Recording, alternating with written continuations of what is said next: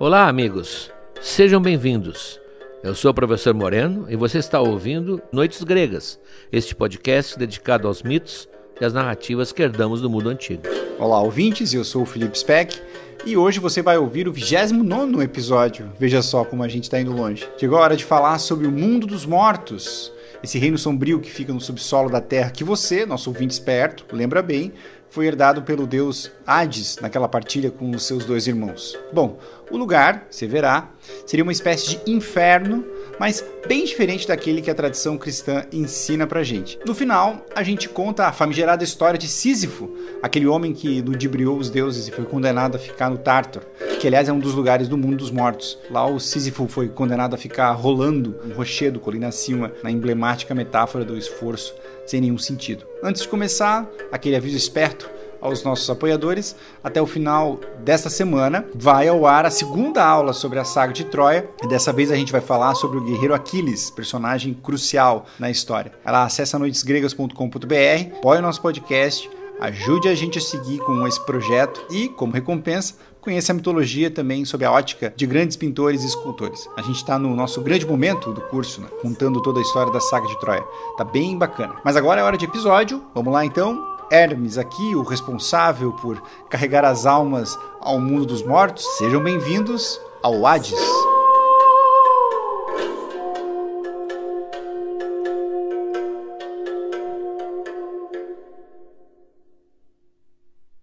Nós vamos visitar hoje o outro mundo, o além, que para os gregos tinha geografia, tinha localização, tinha valorização de bairros, que é o Hades. Hades é o nosso deus do mundo dos mortos, mas também é usado para chamar essa grande propriedade que fica abaixo da superfície. É um reino, aliás, o reino que coube ao deus Hades naquela partilha dos três irmãos. Poseidon ficou com as águas, Zeus ficou com o céu, Hades ficou com o mundo inferior, o mundo subterrâneo, e a terra, a superfície, na verdade, é dos três. A superfície é condominial. Só que o Hades, no fundo, tem uma prisão, porque lá quem entra não sai mais. É talvez o local onde só aumenta a população, nunca vai diminuir, e tem porteiro, é um carcereiro, tem um cão de guarda. Portanto, embora não seja essa a ideia original, é para nós como uma prisão. Hermes tem uma grande parte nesse trabalho, porque ele é o vai e vem entre os mortais e o mundo dos mortos. É curioso, ele não para nunca. Há um autor, evidente, que Luciano, que você já conhece, que põe o Hermes se queixando: eu não paro nunca de trabalhar, porque ele não tem descanso. São 7 dias por semana, 24 horas por dia, ele está conduzindo as almas ao mundo dos mortos. Ele é chamado por isso de psicopompos. Psique é a alma, o espírito, e pompos o que guia. Curioso aqui também é que os vivos sabem onde fica o mundo dos mortos. Depois que eles morrem, eles precisam de um guia, porque há várias entradas que são usadas e foram usadas para chegar até o Hades. Portanto, a localização geográfica é conhecida. Ele vira defunto, ele já não sabe mais, e ele é levado pela mão, então, pelo Hermes, até chegar lá e fazer todos os requisitos. O Hermes é um despachante do Hades. Geralmente essas entradas são cavernas, claro, e a região da Grécia, o norte da Grécia, mesmo o sul, é cheio de cavernas, cheio de escarpas, de lugares de difícil acesso, onde facilmente se pode imaginar realmente uma descida para o mundo dos mortos. Inclusive há riachos que desaparecem sob o rochedo e vão reaparecer quilômetros depois. Toda essa topografia ficou fácil de imaginar. Não se pode imaginar numa planície no Cerrado brasileiro ou no sul do país, não se pode imaginar entradas para o inferno. No caso dos gregos, sim, eu falei inferno aqui, é bom lembrar, não tem nada a ver com o inferno cristão, nem com o inferno muçulmano. O nome inferno, que é o primitivo nome que os latinos deram, está ligado ao radical do inferior, é apenas o mundo de baixo. Não chamamos de underground porque isso tem outras conotações hoje, mas é exatamente o nome Hades ou inferno, ou Senhor dos Infernos, é porque era considerado apenas um mundo abaixo da terra. E não é muito longe, é perto da superfície. Isso fica claro naquela história que nós vimos aqui da Deméter e da filha dela, Perséfone, que vai terminar sendo a esposa de Hades. Há um terremoto e há frestas, frinchas, rachaduras na terra, como todo terremoto de cinema mostra. Nós, ao olharmos a ação de um terremoto no solo, vamos ficar espantados ou assustados com a profundidade da fenda. Hades está lá embaixo, ele é o vizinho de baixo. Ele está olhando para o teto e está preocupado também por outro motivo. O seu telhado está aberto, ou há uma rachadura na sua laje. E ele sobe, e é nesse momento que ele vai ver e vai se apaixonar pela jovem Perséfone.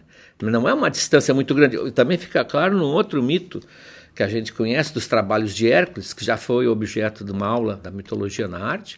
O último trabalho do Hércules é buscar o cão Cérbero, que é o cão que nós vamos ver depois aqui, toma conta da entrada do Hades. E evidente que o cão Cérbero não quer subir, o dono permite, o Hades permite, desde que o Hércules não o maltrate e o traga de volta, só vai emprestar. E o Hércules passa uma coleira de corrente no Cérbero e vai levá-lo para a superfície, claramente numa rampa que sobe. É uma caverna que tem uma rampa que sobe. E o Cérbero age como qualquer cachorro que vocês conhecem. Ele não quer ir, então ele tranca as patas no chão, ele faz força para trás e o Hércules vai rebocando ele, evidentemente, não mais do que uma centena de metros. Portanto, o mundo dos mortos está próximo. Dá para ir a pé. Dá para ir a pé.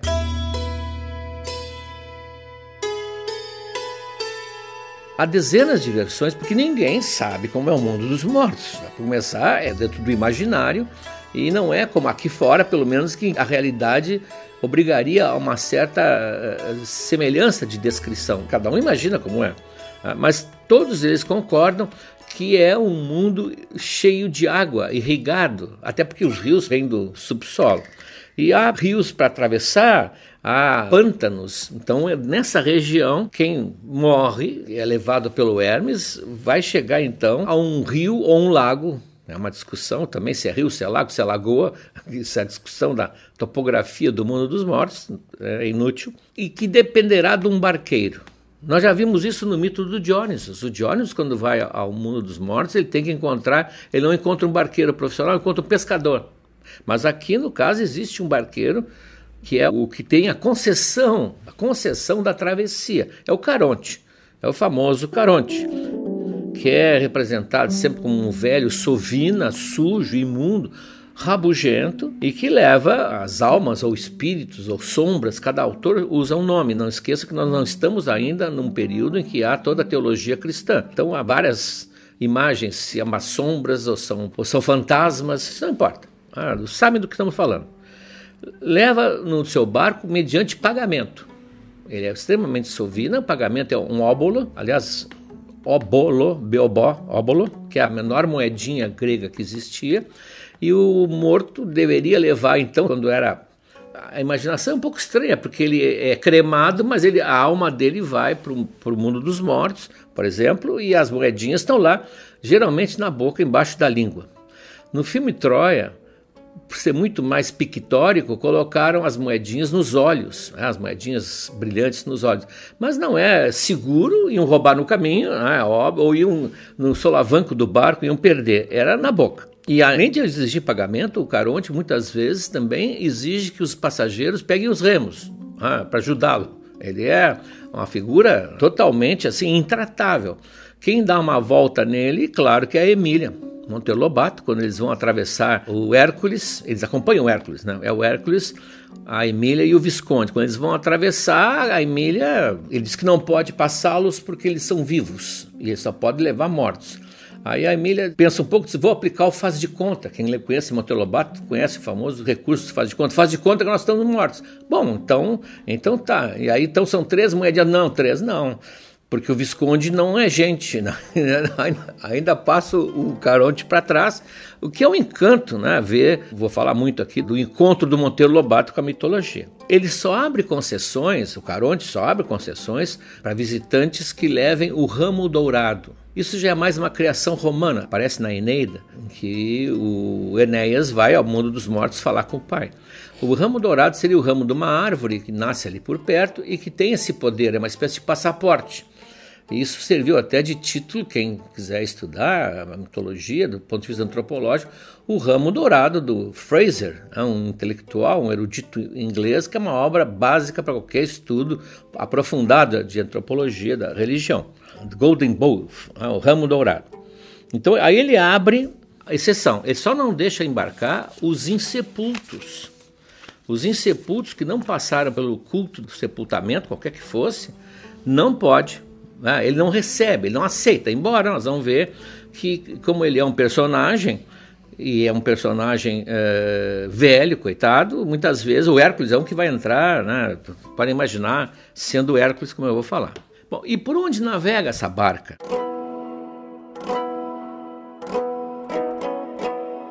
Dizem, evidente, tudo, vocês podem, né, de novo pensar nisso, imaginar o mundo dos mortos, isso está na cabeça de cada um. Vocês põem aí 3, 4, 5, 6 séculos de autores, mitógrafos e poetas e filósofos, cada um tem a sua concepção. De qualquer forma, nessa geografia fantástica, há vários rios, alguns mais importantes que aparecem em todos os autores, que são o Estige, né, que é o chamado Styx, o Aqueronte, o Cocyto, o Phlegeton, que é um rio de fogo, talvez seja lava, né? E o Lete. Os mais mencionados para atravessar a barca é o Aqueronte e o Estige, que alguns até dizem que é um lago, né? Mas que não importa. Então, várias versões. Uns dizem que um é afluente do outro, que todos desembocam no lago. Não haverá jamais acordo entre os autores, porque eles estão imaginando algo que não tem como conferir, como é o mundo real.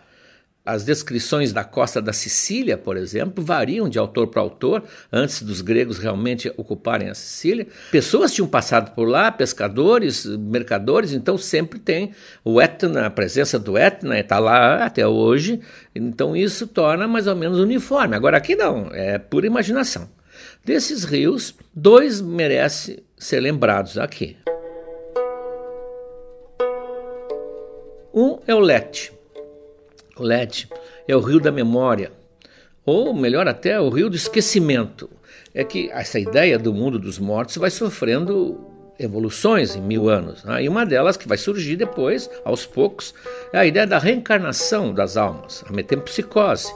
Então esse rio era fundamental para quem acreditava nesse processo, porque as almas ali bebiam a água que as faria esquecer a sua vida pregressa, de modo que eles iriam começar uma nova vida sem a memória passada. Então o rio Lete, dependendo da concepção, repito, do mundo do além, se o autor imaginava, ou o contador de histórias, imaginava a possibilidade da reencarnação da alma, o Lete era fundamental, beber a água do Lete, esquecer. E o outro mais importante ainda é o Estige, ou Styx.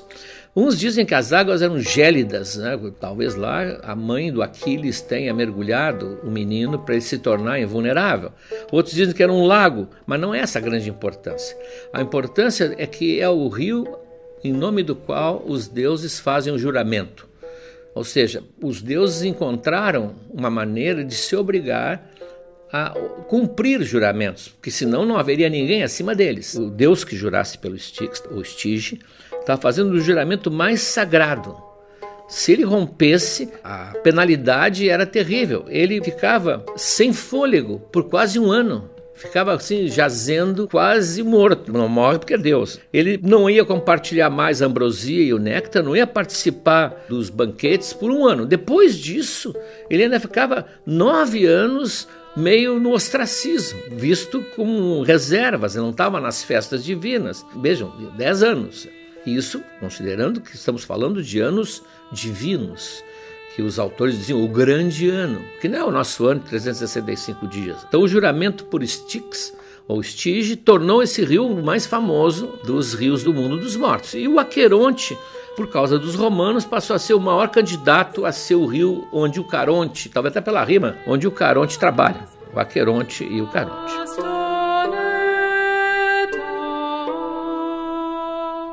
Do outro lado do rio, a famosa metáfora, do outro lado do rio, está Cérbero, o cão com vozes de bronze, diz os autores, que come carne crua.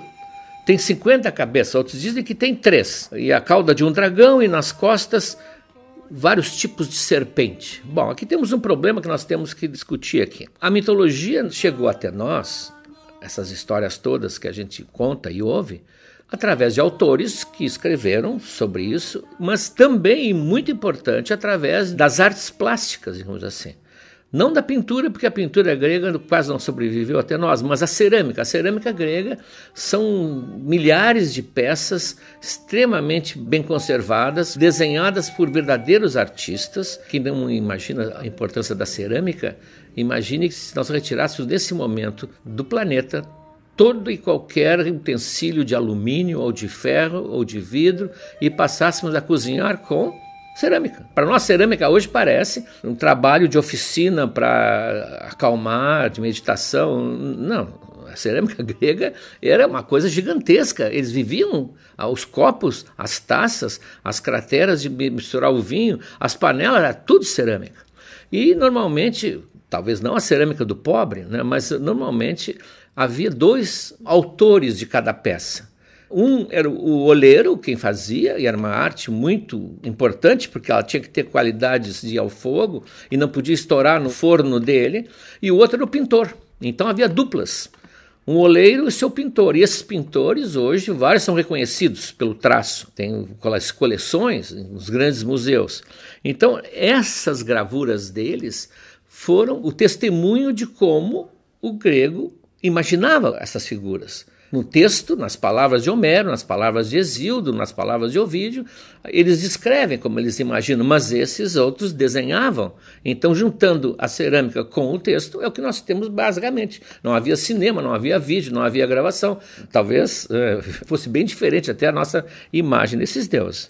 Ora, aqui há um óbvio problema de transcrição. Quer dizer, enquanto um autor que trabalha com palavras diz o monstro tinha 100 cabeças, o pintor ou o escultor parava ali e dizia, bom, mas 100 cabeças não tem como representar. Então, eles serviram de agentes de uma simplificação dos monstros. O cérebro talvez tivesse 50 cabeças, mas quem venceu foi o padrão de 3.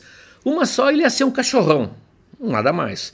2 melhoraria, mas 3 chega aquele número quase mágico na mitologia. As 3 graças, as 3 greias, as 3 parcas, as 3 cabeças de cérebro. Isso talvez tenha sido uma acomodação na passagem do verbal para o pictórico. Nas aulas de mitologia na arte, nós vimos, quem não viu ainda pode ver, o gigante que tem 100 olhos, que é uma espécie de sentinela que a Hera usa para cuidar de uma namoradinha dos Zeus, lá, a Io. Todas as tentativas de desenhar pintar esse gigante, o Argos, feito por mestres, de pintores, são ridículas. Não tem como colocar 100 olhos num personagem, a não ser que faça ele com uma cabeça do tamanho da Lua. Bom, o cérebro, vamos dizer que são 3. E ele é esperto, é feroz, um cachorro com 3 cabeças, mas teve gente que passou por ele. Ele está lá, aliás, para não deixar que ninguém entre e não deixar que ninguém saia. A pergunta sempre que se faz quando era criança, por que alguém vai querer entrar? Vários entraram, vimos vários que entraram lá. Quem passou por ele? Passou por ele sempre com algum artifício. O Hermes não, o Hermes é de casa, o cérebro abana o rabo para ele.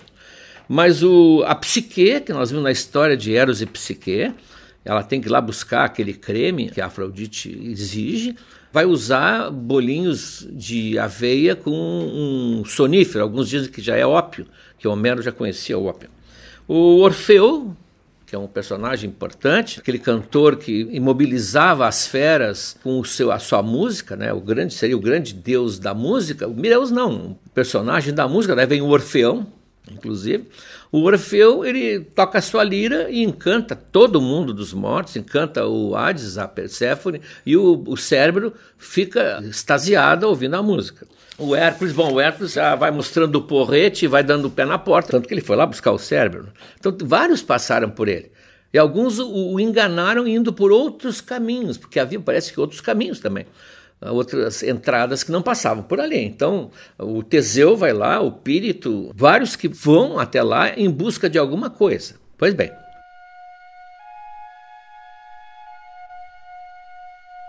Chegando ao Hades, saindo do aeroporto, saindo da rodoviária, o que acontecia? Mudou muito do Homero para os autores posteriores. No Homero, O mundo dos mortos era um mundo cinza, um mundo sem vida. Bom, o mundo dos mortos é um mundo sem vida, mas não tinha nada de castigo, de recompensa, apenas os espíritos iam levar ali uma existência insípida. Eram sombras, fantasmas. Não tem punição, é verdade, mas também não tinha prazer, não tinha consciência, a mente é confusa, está meio alheia. Nós vamos ver, o Homero vai descrever isso na Odisseia. Quando Ulisses fala com os mundos dos mortos, eles estão completamente assim prejudicados mentalmente, a não ser que deem para eles o sangue de uma vítima de sacrifício, que aí eles começam a voltar um pouquinho à vivacidade. Isso era Homero. Bom, só que pouco a pouco a sociedade que produziu essa história também produziu mudanças na história. Os contadores começam a imaginar que haveria um julgamento também dos maus, dos bons. Os maus tinham que ser punidos, os bons tinham que ser recompensados. É uma história que vai pouco a pouco se encaminhando para a concepção cristã. O que eu fizer aqui, eu vou ter que pagar, colar. Então aí os filósofos principalmente falam nisso. Platão, quando chega Platão no século V em diante, bom, aí realmente existe até uma ideia de penitência. Quando começa a acreditar em reencarnação e metempsicose, principalmente nesse momento também tem que ser julgados, eles criam um tribunal, um STF. STF com juízes nomeados por Zeus. 2 deles são filhos dele, ora, nada de novo. O Minos, que era o rei de Creta, né, o Radamantes, que é o irmão dele, e o Éaco.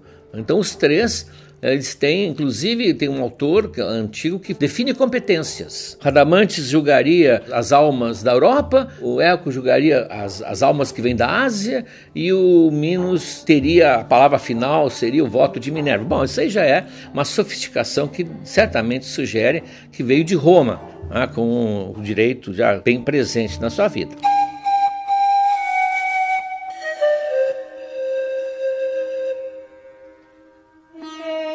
O Hades tem 3 bairros. A alma, diante desse tribunal, ela era encaminhada para um dos 3 lugares. As tentativas de desenhar a distribuição desses bairros e dos rios, elas são todas elas completamente diferentes umas das outras. É óbvio, imaginar tridimensionalmente uma coisa que fica no além.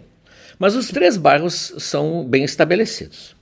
O primeiro é para onde vai todo mundo. Seria num show, todo mundo lá igual, a grande frequência no campo dos asfódelos, ou prado dos asfódelos. Asfódelo é uma planta que não tem aqui no Brasil, ela é ali da volta do Mediterrâneo, ela é da família do lírio.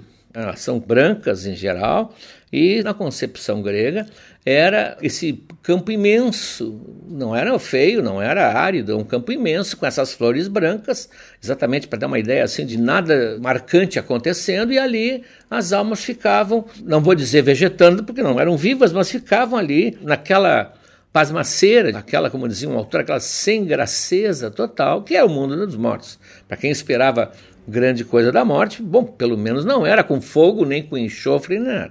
Lá, então, iriam as pessoas normais. Eu, certamente, iria para o campo dos asfódelos. Eu não tinha nada de excepcional para ir para a elite VIP e nada de excepcional de mal para ir lá para o outro lado, que era o único lugar de castigo que tinha. Então, a maioria estava lá. Sem memória, um mero resíduo do que a pessoa foi um dia, menos um. Especialmente ganhou esse privilégio, que é o Tiresias, que nós vimos naquela história dos Zeus e da Hera, quando ele enuncia aquele teorema de que a mulher tem 9 partes do gozo e o homem só tem uma, ele é castigado, é cegado por Hera. Zeus lhe dá o privilégio de viver várias gerações, primeiro, e segundo, de manter sua memória e seu intelecto no mundo dos mortos. Então é o único, tanto que Ulisses, quando vai lá, nós veremos, vai consultar o Tiresias, vai falar com ele.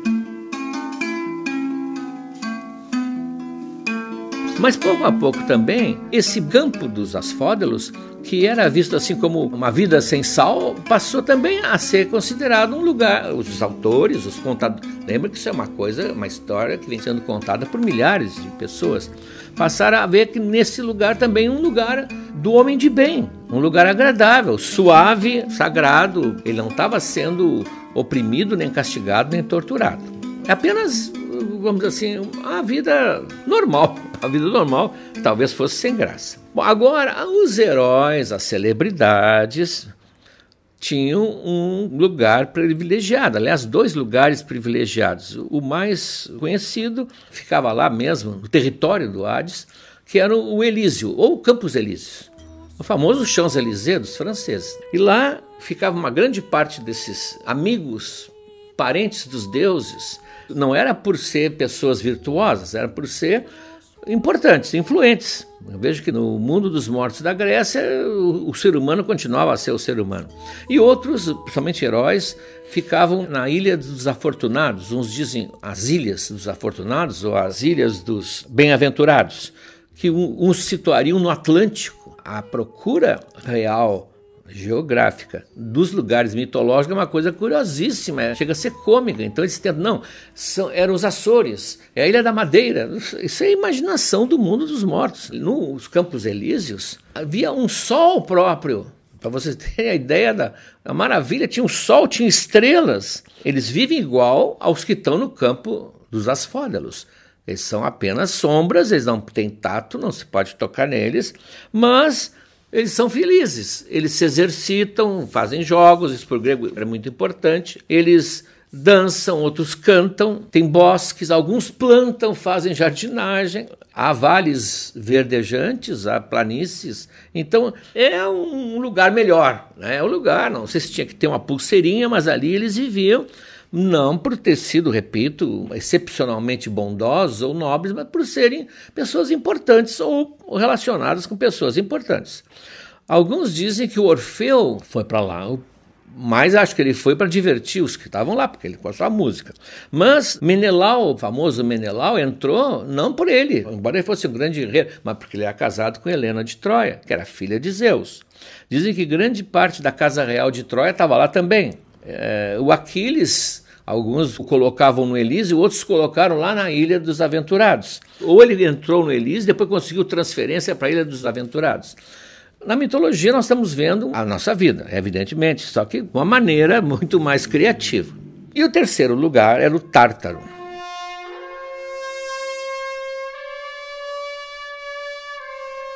O Tártaro, esse sim, era o lugar do castigo. Esse é o que vai se aproximar do inferno cristão. Quem vai para lá vai para pagar alguma coisa, vai ser punido eternamente e lá só vão entrar quem cometeu crimes contra os deuses. Os deuses, na sua proteção própria, criaram essa ideia do Tártaro. Lá eles enfurnavam aquele que os tinha enganado ou que os tinha desrespeitado de alguma forma. Só um pequeno detalhe etimológico. Existe uma comida, há quem coma, chamado bife tártaro, que é uma carne moída crua com uma série de condimentos. Não tem nada a ver com esse tártaro, só que pensa.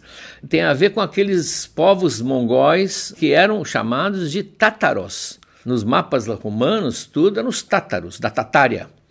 Mas por influência do tártaro, isso é comum, por influência da palavra erudita tártaro, passaram a ser chamados também de tártaros. E isso então criou uma duplicidade que não tem relação nenhuma.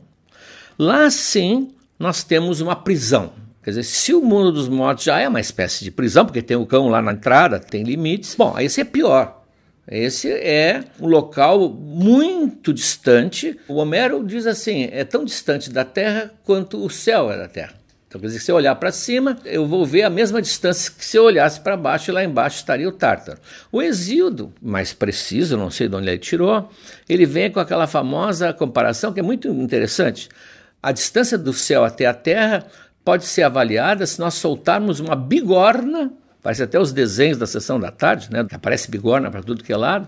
Se soltarmos uma bigorna lá de cima do céu, ela vai cair durante 9 dias e 9 noites e vai bater na terra no 10º dia.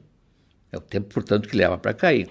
Agora, se soltarmos uma bigorna da terra, ela vai descer durante 9 dias e 9 noites e no 10º dia vai chegar ao Tártaro. Portanto, ele é muito profundo. É cercado com muralhas tríplices de bronze, com um portão de ferro gigantesco feito pelo Poseidon, né? Os deuses fizeram para colocar os seus inimigos, e em volta dessa muralha tripla fluiria um daqueles rios, o Phlegethon, que é o rio de fogo, de lava, e em cima tem uma torre de vigia onde sempre tem uma das Eríneas, que são aqueles personagens sanguinários, mas que zelam pela justiça e combatem o crime. Nós vamos ver, é importantíssimo. Sempre tem uma insone, portanto, sempre desperta, guardando a entrada. Quem está lá sofre castigo e tortura. Algumas físicas, outras psicológicas. E nós vamos ver que cada um tem uma tortura própria. Foi inventado um castigo próprio. Tem nomes famosos: Sísifo, o Tântalo, o Ixion, aquele que tentou conquistar a Hera, as Danaides, que mataram os maridos, Ocnus, que é o tecedor de cordas, vamos falar depois neles, mas todos têm penas individuais, diferentes e extremamente criativas.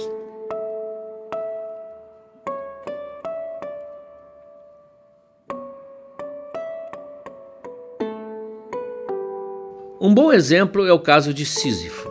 Sísifo é o rei de Corinto, um local extremamente árido, como várias partes da Grécia, e ele um dia tem a sorte de surpreender Zeus num dos seus amores clandestinos. Ele está com Egina, que é a filha de um rio, e esse rio, o Asopus, esse rio está procurando pela filha. O Zeus está recolhido com a moça em algum lugar, e o Sísifo diz: eu sei onde ela está. Posso dizer, em troca de uma fonte bem forte aqui para Corinto. O rio, evidentemente, está na sua área de ação, ele promete e ele diz onde está o Zeus. E o Zeus está num momento totalmente desprevenido, como se diz, e é apanhado de surpresa pelo rio e ele tem que fugir, o que o deixa extremamente furioso. Ele não está com seus raios, por exemplo. Ele tem que fugir e o rio atrás dele, porque os rios na Grécia sempre têm um deus, né, responsável. E o rio o persegue e ele então escapa, se transformando num rochedo e transformando a Egina numa ilha momentaneamente. Sísifo ganha a sua fonte, não pensa mais nisso, mas Zeus evidentemente não vai esquecer. Ele fala com Hades diretamente, né, com o seu irmão, e diz: olha, dá um jeito nesse Sísifo, que ele traiu os segredos dos deuses. O segredo de Deus era a sua privacidade, mas não pode. Que ele me denunciou, me colocou em risco, me humilhou, então recolhe o Sísifo. Mas o Sísifo é extremamente inteligente, né? Ele é considerado um dos personagens mais inteligentes. Ele andava às turras com um vizinho, o Autólico, que roubava gado. Esse Autólico era filho de Hermes, e o Hermes, deus, nós já vimos que começou a infância já roubando o gado do irmão.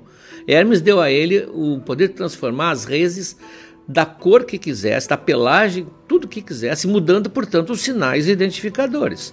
Então ele vivia roubando na vizinhança cabeças de gado de um, de outro, mudando a cor, mudando a característica. Eles suspeitavam dele, mas ninguém provava.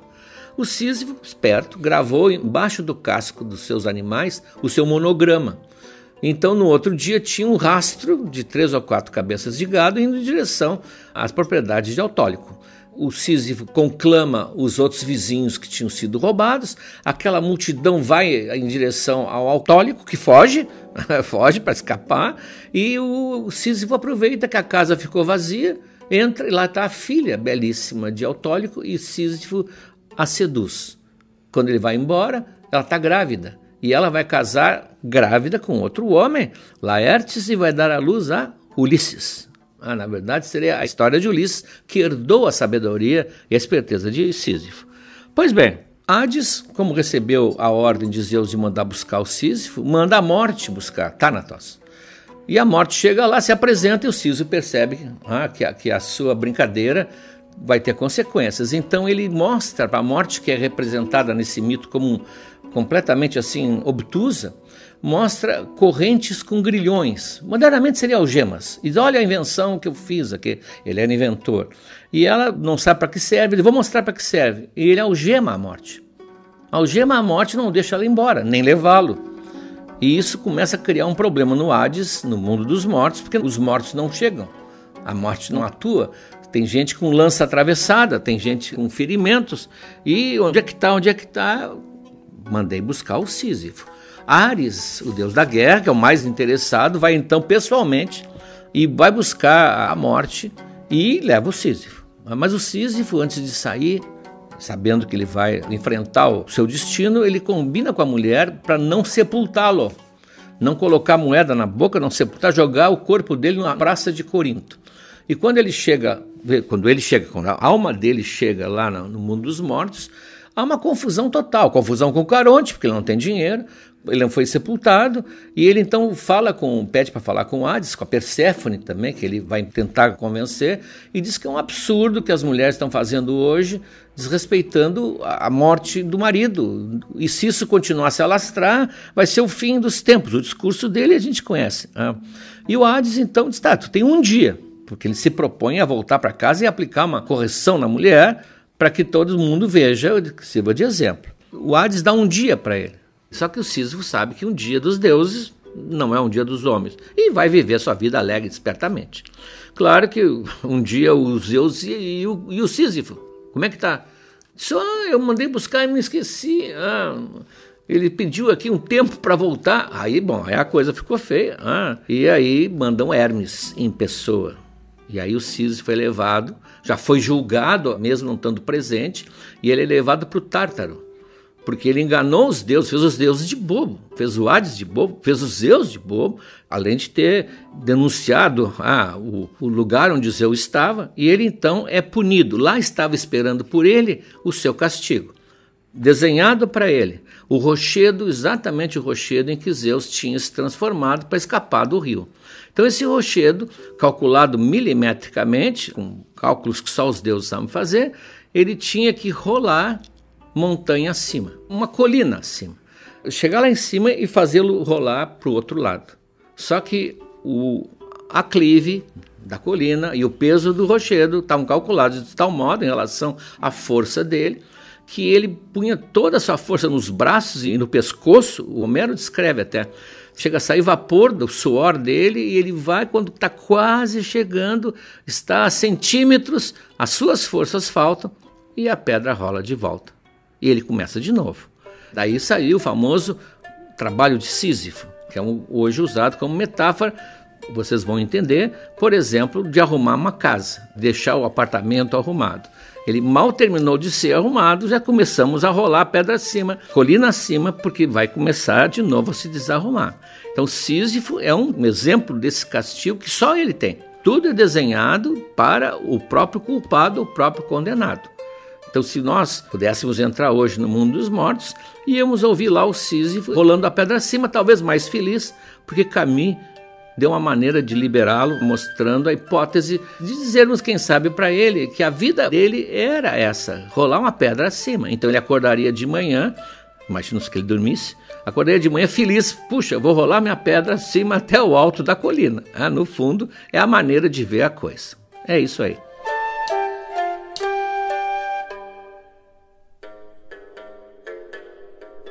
Você que nos apoia, recebeu por e-mail os conteúdos exclusivos do episódio. Aliás, se você não recebeu, escreve pra gente ver o que aconteceu. O e-mail é noitesgregas@gmail.com. O que nós temos dessa vez? De volta ao repertório, dois diálogos de Luciano.